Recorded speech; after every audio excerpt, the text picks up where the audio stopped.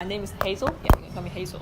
Hazel, and it's from Caixin Media. And I don't know if you've heard it before. It's I could say it's one of the best channels in the political and financial magazine here. Well, yes. Mm-hmm. I heard very good things. Yeah. So let me just write down that briefly then. So from Caixin, Caixin. Yes. Caixin Yes. Media. Yeah. I know. But I'm new here. I came here only this August, and I focus on FinTech report. Yeah. I see. What were you doing before? Actually, before I worked in international news. Yeah, but I majored in economics, so kind of back to the university major. Did you study here or? No, Shanghai. In Shanghai. Yes. I think it's not your first time here, right, in China? Because I thought that you wrote a paper about China long ago. Long ago. Yeah, long ago. I think my first time in Beijing was 1991. Yeah, near, kind of. Okay. Yeah, it's a little. 1991.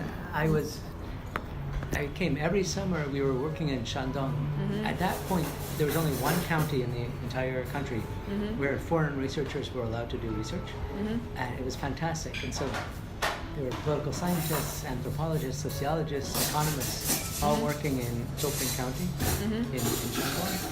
And I spent part of every summer there and come through Beijing. Yes. Go out through Shanghai. Yes. So I've seen it all change, like you've seen it all change. Yes. So it's incredible. Yes. So my first question is, because you have come to China for several times, right? So if you were to do new research about microfinance in China, because I know you're researching in America, you do this financial diary things. Yeah. So in China, if you do these things about microfinance, so what topic will you choose and what form you will take? You will do a financial diary about which user here? Yeah, we've actually been talking about doing some.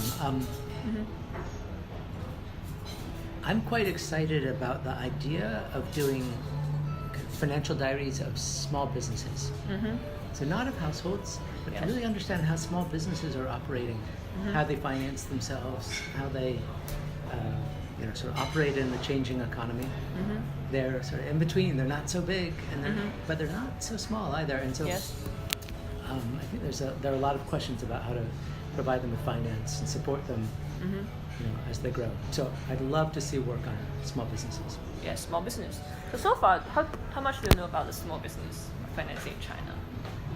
Well, it's interesting. A lot of what is called microfinance is actually small business finance. Yes. SME finance. And so I'm not an expert. Yes. On small business finance in China, but I know that when we talk about microfinance, that is often what it is. That actual microfinance traditionally, is going to households. Sometimes it's cash loans. Yes. Yes. There are various models. When I first came to China in 1991, I visited the replication of Grameen Bank. There's a site in Hebei. Yeah. It was very traditional microfinance with very low interest rates and group lending, just like in Bangladesh. So are you familiar with? Yes. Yeah, it was very interesting, but very close to the Bangladesh model. And it's been exciting to me to see the evolution from that, because that model is very restrictive. Right? The group loans, even in Bangladesh, they've stopped using group loans. And also the interest rates here were very low, and that became very difficult for the institutions. Even in Bangladesh, the interest rates are much higher. So in China, there had been an association of microfinance with low interest rates, but in global experience, that I think there's been a recognition that really the most important thing is to provide good services. That microfinance is not necessarily the cheapest services, and that's I think an important evolution. Yeah. Actually, yesterday the panel, I don't know if you took part in, about this digital small loans, and they have I think a debate about the interest rate for about more than an hour. Really? On this issue. Yes, so I'm quite interested in this because there are actually two sides of opinions. Yeah, what is? So one side think that mostly from companies who do the small loans that. Because we provide this this loans for short term, right? So actually they don't have to pay too much interest, even though the interest rate is high.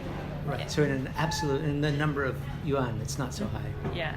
Yeah. Yes. That's true. Yes, and actually, traditional financing or banks, they cannot provide this short-term credit loans because actually they need to you borrow for at least like half a year or 1 year. But actually, some people may only need this money for maybe a very short term. So they think that they should have more leverage of the interest rate. But the Chinese financial regulations, they worry about this too much high interest rates. So how do you feel about balance? Yeah, I think that's right. I think there are some people who say, look, any interest rate is okay. I disagree. I mean, I think some of the interest rates in the global experience are just far too high. But at the same time, right, interest rate which is much too low isn't really going to work for a business. Yes. So, if it's too low, then a business doesn't care. They don't want to do it. They lose the incentive to make the loans. And then the customers are not really, served either. Yeah. So it's about, like you say, a balance and also a quality product. Yeah, so there's some best practice that Chinese could learn from, or I mean, this is a problem could be solved by technology or actually not, or actually technology has its limits. Technology will help. I mean, I think so in the United States we have a big problem in this area, and because we have what are called payday loans. Yes. And they're very expensive, and they're very short term. But the problem is people have a hard time repaying them, and then they take it out for a short time, but then they have to take another loan to repay the first loan. Yes. And another loan to repay the second loan. And they end up paying quite a lot. Yeah. And get in trouble. And so some places, like New York, where I live, they just banned them. But that's not a great solution either. And so we really need something in the middle, which is a short-term loan at a reasonable interest rate that serves a need. Yes. And I think China could be a leader by figuring out Yes. how to do that. But the companies need some space to be flexible. Yes, about this payday loan, actually there is a trend in China. I think they learned this experience from the Capital One about the credit card loan transfer. So actually you can have some special agencies that they repay your loans, and they design another interest rate and for you that because the banks in China, they won't do this systematically. They will have just one interest rate, but these agencies they will try to identify your risks, your qualifications, and give you different interest rates. So this is a trend because China still have a large space for credit cards, and these companies, they are now going to go to America, go to American stock markets. Yes, recently several companies were doing this business, but I don't know if these things will have a, like you say, that payday loan is actually sometimes prohibited in America. So so this kind of business, the risks and the future. Right. I mean, because they're prohibited in some places because they sometimes have incentives to not spend enough time on loan origination. So they make loans to people who really cannot repay, and then the people are stuck. So that's the problem. A better thing would be for the companies to have a better risk model, to be more selective in who they lend to, and then reduce the interest. Yes. They say they have to charge such an interest because there's so much risk, but partly it's because they create the risk by just lending to anybody. Yes. So you have to be selective, you have to manage risk, and then you can reduce interest rates. Yes. So what about risks, this kind of business risk to the banking industry? Because these bad loans, if they're not repaid by these agencies, actually it's bad loans, right? But now it is kind of covered by these agencies. And this kind of risks happened in America before. I mean, yes. I mean, in some sense, the 2007, 2008 financial crisis came about partly because of bad loans for mortgages, right? And they had a similar quality of being high interest, not very selective, so loan origination was very weak, and then that created this these risks for the stability of the entire system. I mean, it was very bad. I think the mortgage market in the U.S. has been largely improved, but we have an issue now with consumer finance. So I do worry about it in the United States. Yes. Especially lending. There's something called car title loans. It's a kind of consumer credit. So this is a concern, and the regulators should be concerned about it. But at the same time, there's a need. So it's really about the balance that you're describing, because people do need short-term credit. Yes. We have a problem with credit card debt. In America.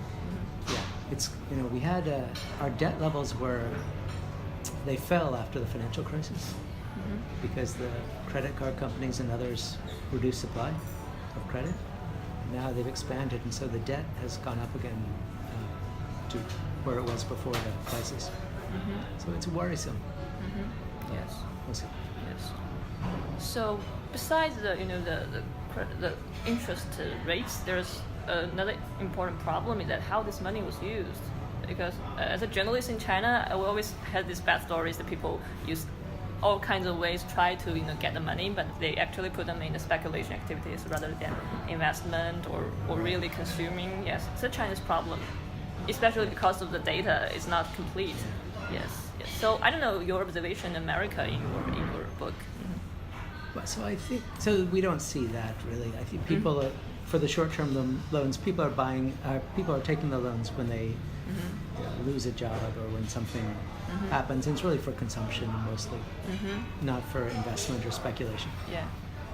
So it's different. One of the things in the United States is we have a well-developed credit information process, aggregation of information, so credit scores. And I think, here in China, that seems like an important step to, take all the information, different government agencies or different companies, private companies, find a way to aggregate it as a way to manage risk and create credit profiles of particular households. Yes. I mean, it doesn't seem impossible, but it would take the government's commitment, I think, to building that. And we have a data privacy problem. Right. Yeah. Yeah. And we also have similar issues, and so it's not insurmountable, but it would take figuring this out, talking to everybody, making sure it's done in a responsible way. Yes, I think China has a problem that actually many fintech companies, they have data, but China has a new regulation that only the company who has plates could do this business. So all these companies only could license. License plates. Yes.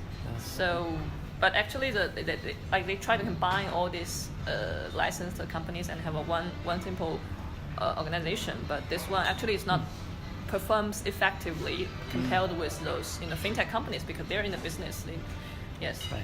So I don't know which way is better. You're trying to let us compete, and or to have a national organization but with licensed. So I don't know how America step from their beginning when they don't have actually this good databases. Now China is not at this stage. Yeah. So how was it in the United States before? Yes. Yeah, I do not know the answer. Okay. It's a good question. I don't know the answer, but. But many countries have the same problems. Just in China, it's moving very quickly because the digital side is growing so fast. Yes. So you just say that China's digital actually is mobile payment mostly, right? Yeah. So in this issue, in the mobile payments, everyone would say that China's moved so fast, but in the overall area, so how would it be right to say the real status of China's financial inclusion development? I just found that maybe it goes very far in the mobile payment, but actually not adequate in many other areas. So would you say that China is actually a financial inclusion big country or great country, or actually it still has a long way to go? I think that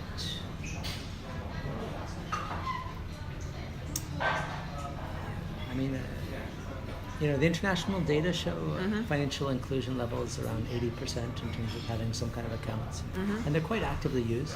So it's quite impressive. But there are other countries that are similar. So it's not that China is so unusual.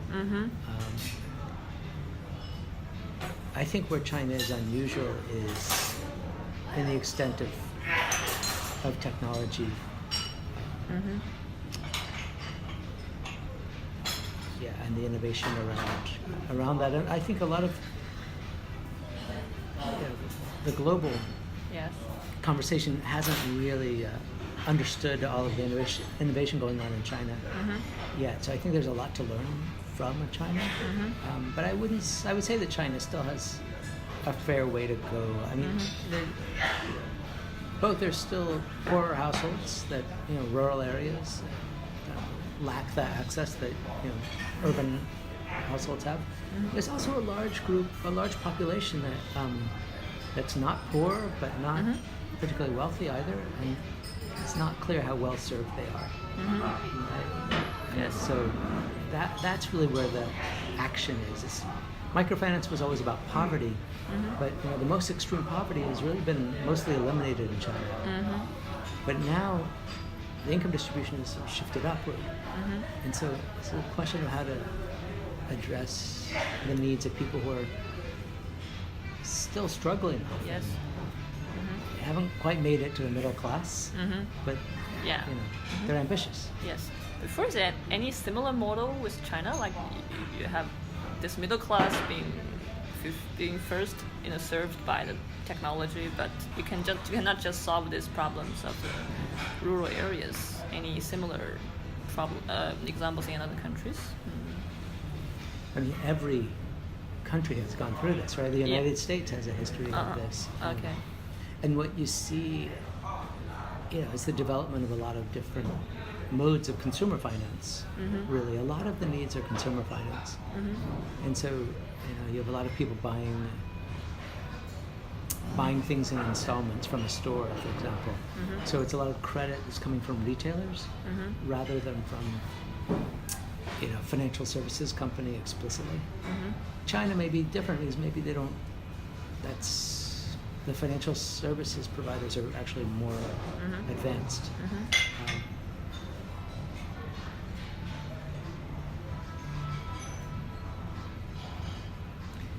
I would say this.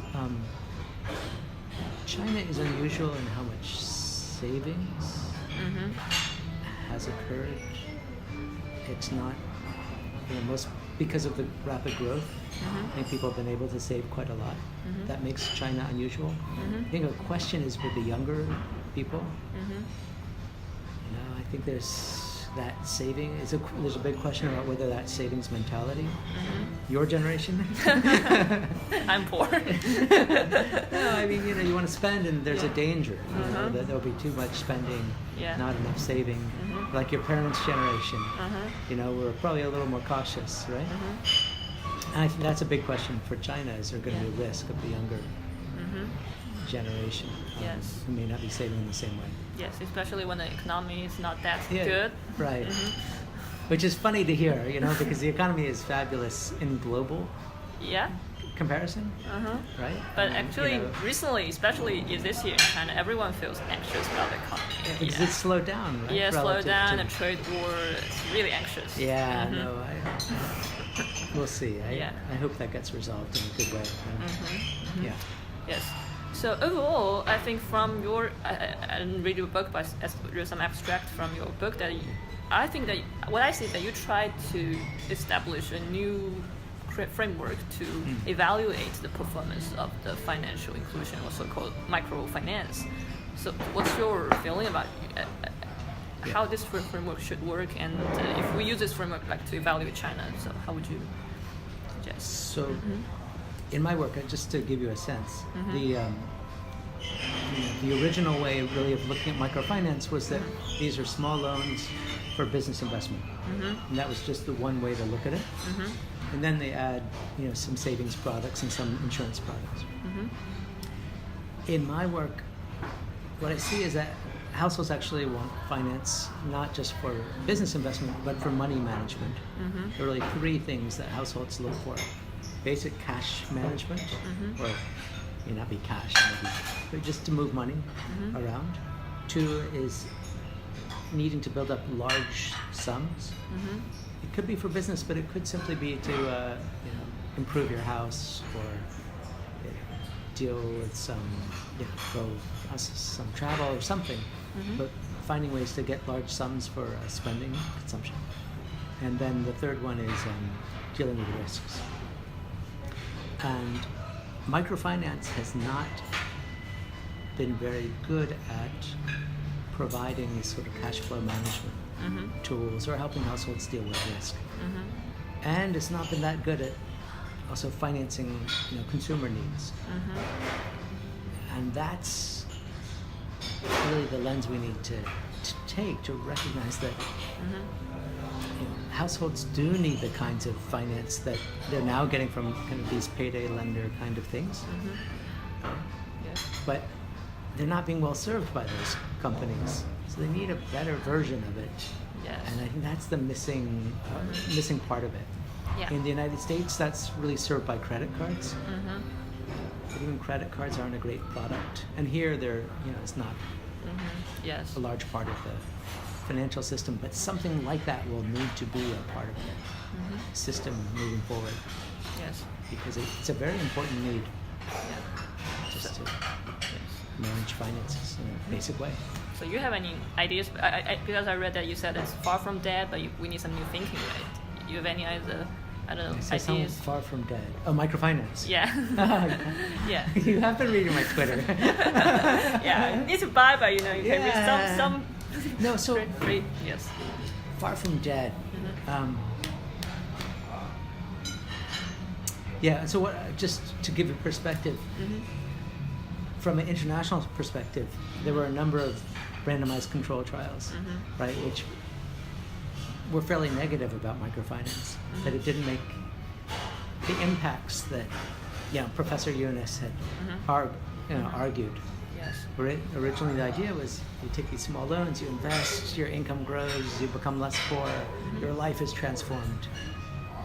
And there's very little evidence of that in the data. Right? And so people said, forget microfinance, let's move on to some other thing. And really what I see is, first, that's just a small number of studies. Other studies are a bit more positive. But two, you shouldn't judge microfinance just by how it helps business investment. You need to think about how microfinance contributes to these broader goals like money management. It's not going to transform your life, but it is a very important tool that households need in a complicated world. Right? And that's why WeChat Pay and Alipay, they're just helpful, they're useful. It's hard to imagine life without them. But not everyone, some people have more complex needs, but those kinds of things deserve attention. Yes.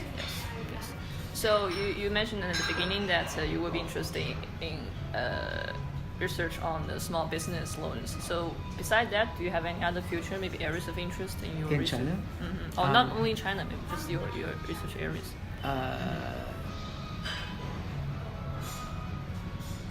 So right now myself, I'm writing a book on financial inclusion, which will to broadly about what we've learned. I'm interested in also doing some writing on the idea of social investment or impact investing. So microfinance, a lot of it tries to be kind of commercial, profitable. But in truth, a lot of the companies are supported by some philanthropy or some investment that is made with a social aim. It's not purely profit making. And so I'm interested in understanding how to be more transparent about that, how to do that better, how to see that as part of the capitalist, economic system. I have to say capitalist, but that in fact, financial markets involve lots of kinds of organizations. Some are really pure profit banks, Yes. but when it comes to financial inclusion and people who don't have it, I mean, often you need some money, some social investment, and that's different from a traditional nonprofit. Yes. It's different from a traditional government program, right? So understanding that middle thing, I think is very important. And I think in China that could be a huge thing. So it's kind of mixing profitability, or that idea of profitability, together with some philanthropy. So do you feel maybe it might be a ideal model, this combination, this in the middle things? It could be. It's hard to do, but it could be. And I think a lot of that's what a lot of the international experience is. Yes. I almost finished my prompt. Do you think maybe I have read something that maybe you want to share but I didn't ask about? Well, yeah, I mean, there's one thing which I think is important, which I think will be discussed later today, but maybe it was discussed yesterday, which is consumer protection. This afternoon. This afternoon. Yes. Yeah. So I have nothing to say that they won't say later, but it becomes extremely important. And some of the big issues, are hard. Like, how do you allow customers to complain, right? If they feel they were treated badly, how do you create a process for that resolution? There are also a lot of issues around data security, data privacy. All of those things have to be worked out. Pricing also is part of consumer protection. That's really, really important. Yes. A lot of the banks, they say, it's too restrictive for them, but I don't really believe it. I really think that they benefit from strong consumer protections. The banks benefit from it. Yes. As long as everyone has to follow the same rules, I think it makes the system stronger and less risky. I think it's really a key to creating an environment where Are there any can some grow. good practice to share in other countries? It's interesting. There's an organization called the SMART Campaign. It's part of the Center for Financial Inclusion. There's someone here from that organization. Smart. It's called SMART Campaign. SMART, S-M-A-R-T. Campaign. Yeah, it's a campaign trying to push global standards. If you did a Google search on, or not Google, Bing, or I don't know what you use. I can use it. but Smart Campaign CFI, Center for Financial Inclusion. You'll see, they really have the list of best practices. Okay, I would try to search. It's reasonable pricing, it's dispute resolution, it's all of those. They're trying to start it as a kind of self-regulation. So a financial provider would say, we follow these rules, we are certified. Yes. But I think in the end, what you really want is real regulation. Yes. I think in China, you kind of you have all kinds of Internet Finance Association in every city. It's kind of self-regulated, but in China it's hard to do self-regulation. The regulator always wants to set some rules. Yeah. And yes, that's a problem. Yeah, I mean, there's always a question of what the regulator can actually do. But to me, that's very important. It's also very important in China there because since last year we have so many, bad things about this kind of, consumers are, they lose money, a lot of money. Right, and so you want to kind of keep it. You don't want to stop everything, but you want to anticipate problems. And the digital side of that is new, and China could be a leader in figuring out how to think about that. Yes. Cool. Yes. I think I'm finished on this. Yes. Okay. Yeah. No, this is great. Yeah. Really, thank you. So, do you have meetings or seminars this afternoon? No. Well, I think I may go to some of the sessions. Okay. Yeah. Yes. I don't know. I haven't really been around Beijing at all on this trip. It's been so busy. I have an economics textbook or book from published by McGraw-Hill. So it's separate from all of this. It's just basic economics. Yeah. It was translated into Chinese, so I've been going and giving some talks. Oh. Actually, on WeChat.